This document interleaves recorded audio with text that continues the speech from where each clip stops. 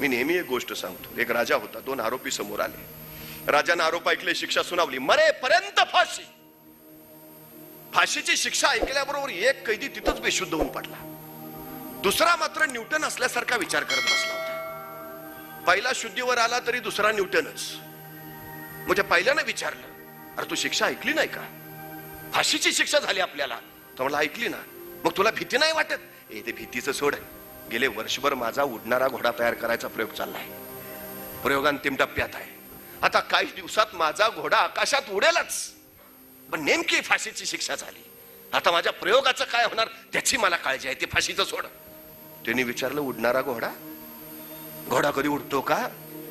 ते सांगतोय ना, प्रयोग अंतिम टप्प्यात आहे. आता काही दिवसात घोडा आकाशात उडेल.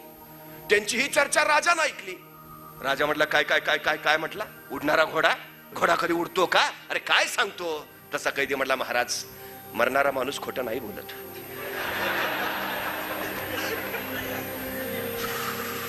फाशीची शिक्षा दिली, मला खोटं कशाला सांगेन?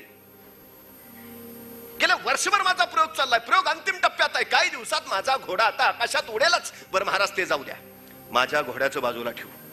मला फक्त 1 वर्ष द्या. ह्या 1 वर्षात मी तुमच्या घोड्याला आकाशात उडायला शिकवू शकतो. राजा म्हणला, नाही उडवलंच तर फाशी दिलीच महाराज. 1 वर्ष फक्त द्या. राजाने घेतला निर्णय. अरे उत्तम, असा तसा फाशी द्यायचाच आहे. पण दिलं वर्ष याला आणि लागलाच आपला घोडा आकाशात उडायला, तर आपण या जगात एकमेव ज्याच्याकडे उडणारा घोडा आहे. राजा म्हणला, ठीक आहे, चल, दिलं वर्ष तुला. त्याला वर्ष मिळालं. पण पहिला कैदी परत विचारतोय, घोडा खरंच उडतो? तो म्हणला, घोडा उडतोय कधी? अरे मग राजाला खोटं का सांगितलंस? हे बघ, तू फक्त तुझं आजचं मरण उद्यावर ढकलतोय. तो म्हणला, मी माझ्या जगण्याचे पर्याय तयार करतोय.